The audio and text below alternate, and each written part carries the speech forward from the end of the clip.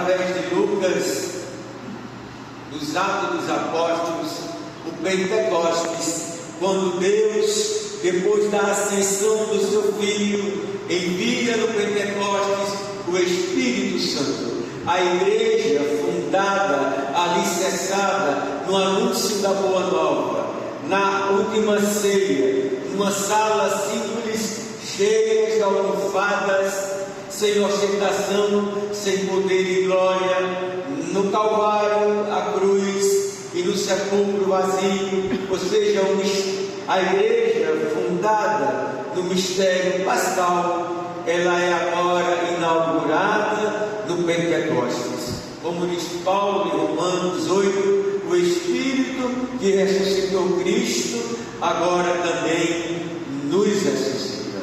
E a imagem do Pentecostes é um contraponto à imagem de Babel.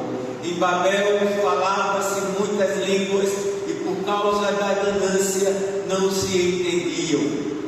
É a linguagem do ódio tão presente hoje, não somente nas redes sociais, mas inclusive entre aqueles e aquelas que se dizem cristãos. O Pentecostes é o contraponto aonde são tantas línguas, tantos povos, mas todos se compreendem, todos se entendem, porque se em Babel era a linguagem do ódio, no Pentecostes é a linguagem do amor. Romanos 5:5. O amor de Deus foi derramado em nossos corações pelo Espírito Santo que nos foi dado. Essa é a mensagem de Deus, nosso Pai, que nos ama com amor materno, por meio do seu Filho, enviando o Espírito Santo, comunica ao mundo o amor.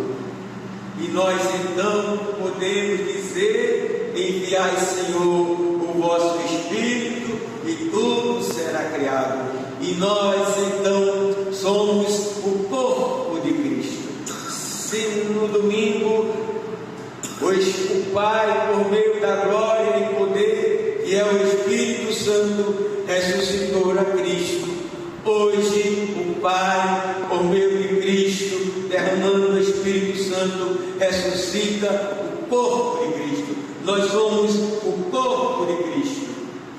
Há diversidade de dons, mas um mesmo é o Espírito. Há diversidades de ministérios, mas o mesmo é o Senhor Jesus.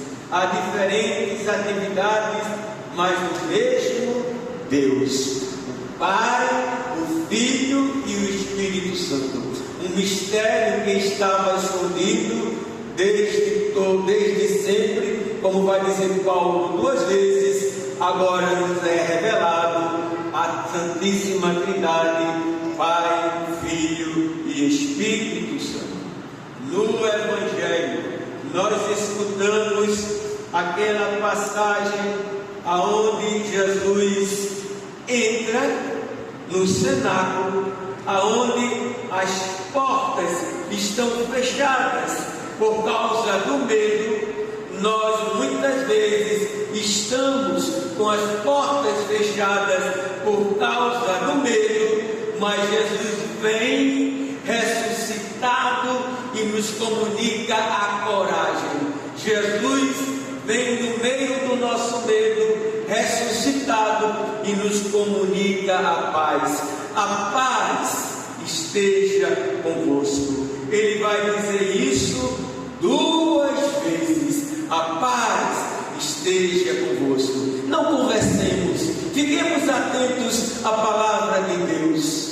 E os discípulos então ficam cheios de alegria por encontrarem Jesus ressuscitado. E nós também, tendo esse encontro com Jesus, possamos nos encher de alegria, da alegria pascal, da alegria da ressurreição. Aí Jesus então repete aquele gesto do Gênesis, aonde Deus soprou sobre a argila formando o homem e a mulher do barro, uma linguagem não científica, mas alegórica, ele sopra. Ali é a criação, agora é a nova criação.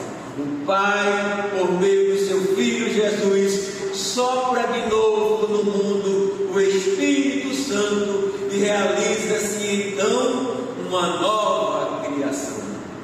Amados e amadas, que poderiam tocar o coração da gente, Jesus nos fala através do Pentecostes da linguagem do amor. Jesus nos fala do Pentecostes, que no Evangelho de João é antecipado, não é lá nos Atos dos Apóstolos, mas na ressurreição de Cristo, a paz. Nós vivemos no mundo um avanço do fascismo, aonde dentre eles se encontram cristãos, e um fascismo que é marcado com práticas de ódio.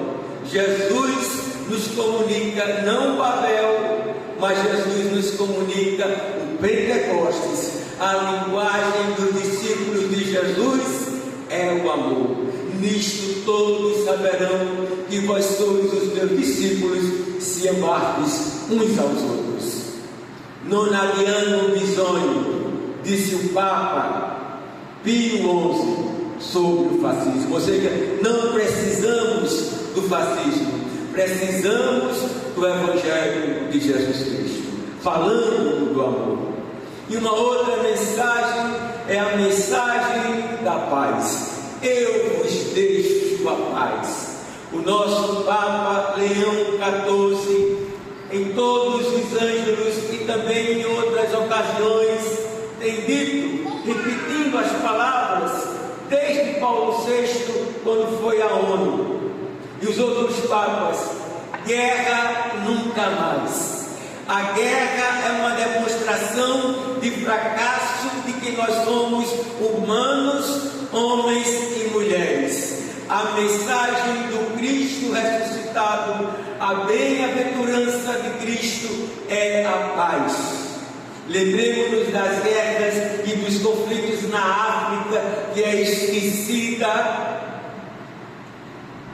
talvez porque seja a África. Lembremos-nos da guerra na Ucrânia, lembremos-nos do genocídio em Gaza,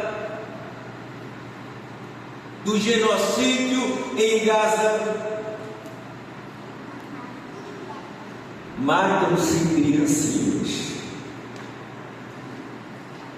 matam-se mulheres, matam-se idosos, matam civis que não tem nada a ver com a guerra.